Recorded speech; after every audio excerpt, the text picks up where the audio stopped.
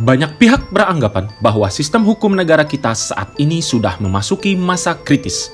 KUHP sebagai karya agung anak bangsa yang telah berlaku selama kurang lebih 39 tahun sejak 1981, pada prakteknya telah menimbulkan diferensiasi pelaksanaan tugas penuntutan yang melahirkan adanya lembaga pra-penuntutan yang belum konkret bagaimana pendefinisiannya.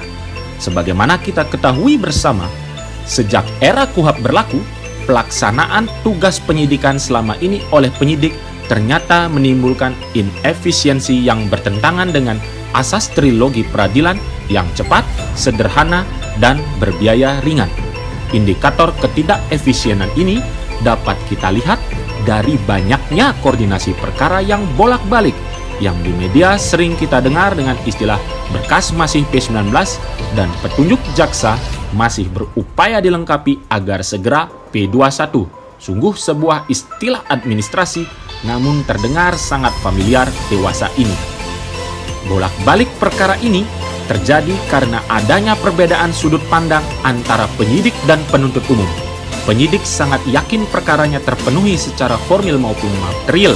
Ini tentu saja hal yang wajar, mengingat akses secara langsung terhadap penanganan perkara terhadap para saksi dan tersangka dimiliki oleh penyidik, sehingga penyidik punya keyakinan seorang tersangka bersalah berdasarkan faktual guilt yang ia dalami dan alami langsung. Sedangkan pada posisi penuntut umum yang mengetahui perkara hanya dari berita acara pemeriksaan, tentu tidak semudah itu. Yakin apakah faktual guilt yang diyakini oleh penyidik dapat penuntut umum buktikan menjadi legal guilt di persidangan? Kondisi ini tentu dapat menimbulkan ketidakpastian bagi pelapor maupun terlapor.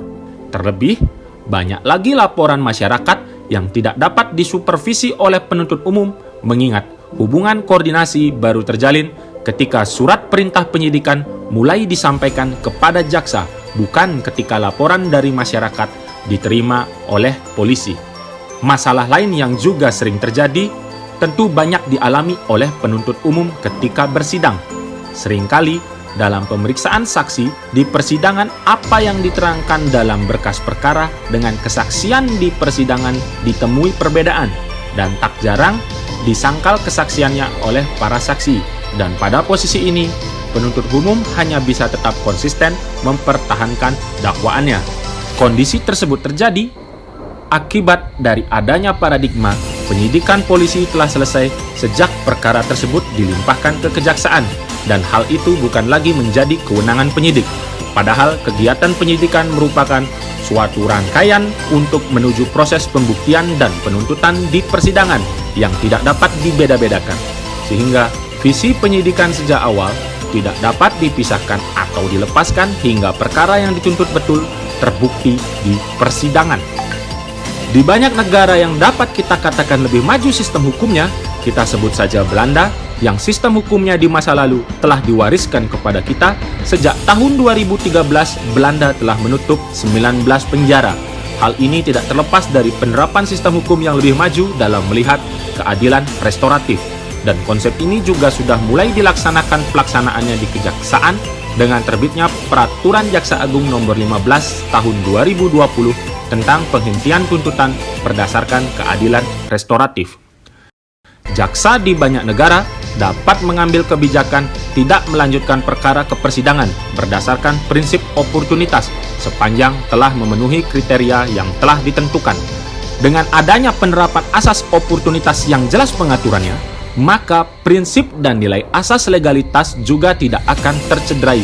Hal ini menjadi relevan apabila kita mengingat kembali kasus nenek Minah yang mencuri 3 buah kakao, yang secara prinsip legalitas layak disidangkan atas kasus pencurian. Namun perasaan keadilan, common sense di masyarakat tercederai. Karena secara nurani, masyarakat menganggap hal tersebut berlebihan untuk memenjarakan seorang nenek tua yang mencuri untuk kebutuhan hidup. Dengan adanya penerapan asas oportunitas yang dimiliki oleh jaksa dengan pengaturan yang konkret, maka praktek penegakan hukum yang dapat melukai common sense dapat dihindari. Kini para sahabat, pembaharuan hukum yang disusun dengan mempertimbangkan beberapa aturan yang baik prakteknya di beberapa belahan negara sesungguhnya telah dirumuskan dalam rancangan KUHP Dan semangat pembaharuan tersebut juga dijiwai dalam rancangan Undang-Undang Kejaksaan Republik Indonesia yang saat ini sedang dalam pembahasan. Hal ini dilakukan hanya untuk satu tujuan, yakni memberikan kepastian hukum bagi masyarakat pencari keadilan.